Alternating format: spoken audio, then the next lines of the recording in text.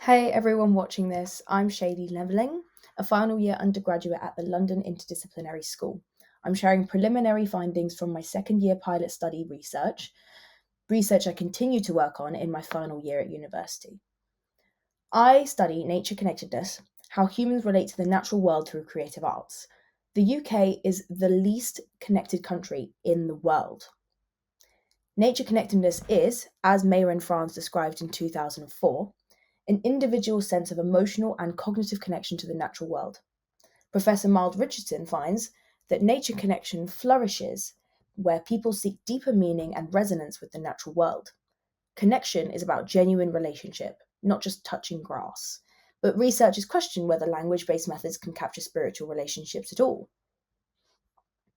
With my interdisciplinary background, I decided to investigate the possibilities of using the arts as an intervention to bring inner spiritual connection to the surface and to attempt to measure it. I investigate two questions. One, which art based intervention is more effective for enhancing nature connectedness in urban green space, painting or writing? Two, what do the creative processes of painting and writing reveal about these spiritual relationships to nature? Through this, I found that art as research can be used to measure connection beyond surveys. I ran two 60-minute outdoor workshops in a London courtyard in a concurrent embedded experimental model. This was the urban green space I used. Each workshop followed an identical structure. Participants completed a pre-workshop survey, then spent 30 minutes on the creative activity. In the creative activity, they were asked to paint whatever this green space inspires about your experience here. The colours, shapes, feelings, or impressions you get from it being in this natural environment. You don't need to paint continuously, take breaks to observe, eat, reflect, then paint more. Here are some documentation photos from that exact experiment. In the painting workshop, they painted whatever the space inspired. In the writing workshop, they wrote whatever the space inspired. They could socialise and move freely. After the activity, they completed a post-workshop survey, and we had a group discussion. I had 9 participants, 6 in the writing workshop and 5 in the painting. 2 people did both workshops, which gave us valuable comparison data. I measured connection using the NR6 scale, the nature relatedness scale, the short form one, chosen specifically because it includes a dimension of spirituality. My connection to nature is part of my spirituality. This is important. It's a pilot. Future studies need about 44 participants per workshop for statistical power. These presented here are preliminary findings. As shown on the screen, both workshops increased nature connection. Using the NR6 scale, we see that writing increased nature connection scores by about 0.31, painting by 0.53. This isn't statistically significant, but the effect size suggests this is worth investigating further. The interesting pattern is that painting was more effective across 5 of 6 dimensions on the NR6 scale, shown here. Wilderness vacation desires, so the desire to go and have a vacation in the wilderness, increases by 0.8 after painting versus 0.17 after writing. The spirituality dimension increased by 0.40 after painting, but showed zero change after writing. Environmental action awareness, which is thinking about how your actions affect the environment, showed a higher increase from the writing workshop. This pattern led to my second question: what's actually happening during these creative processes? We revisit the research question: what do the creative processes of painting and writing reveal about spiritual nature connectedness relationships? Now, I use visual analysis, which allows researchers the ability to understand meaning, depiction, subconscious desires, thoughts, and feelings in a space that moves beyond simply asking the participants for their feelings. I wanted to understand how each participant thought about the environment during that workshop based on their painting. For the writing workshop, artifacts, I did the same thing, but I used content analysis.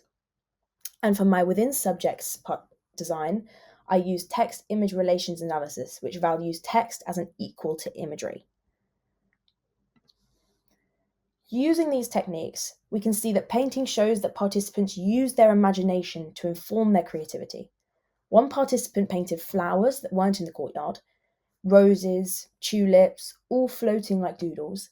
Painting accessed unconscious desires for more colourful, abundant nature, which could explain the wilderness vacation score jump. Participants also explored human-nature belonging through visual metaphors. One painted themselves in brick red, like the steel poles, seeing themselves as part of the manufactured world. Another positioned a human figure within blue space with translucent boundaries and used the word frolic to suggest a playfulness and joyfulness. The writing, however, revealed critical reflection, an internal struggle with the connection with nature.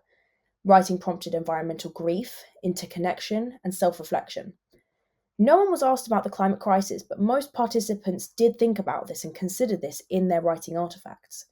They processed anger about pollution, questioned human nature separation, and some even rejected the space's legitimacy, saying that the space is aesthetically pleasing, but I don't think it improved my connection to nature at all, if I'm being honest.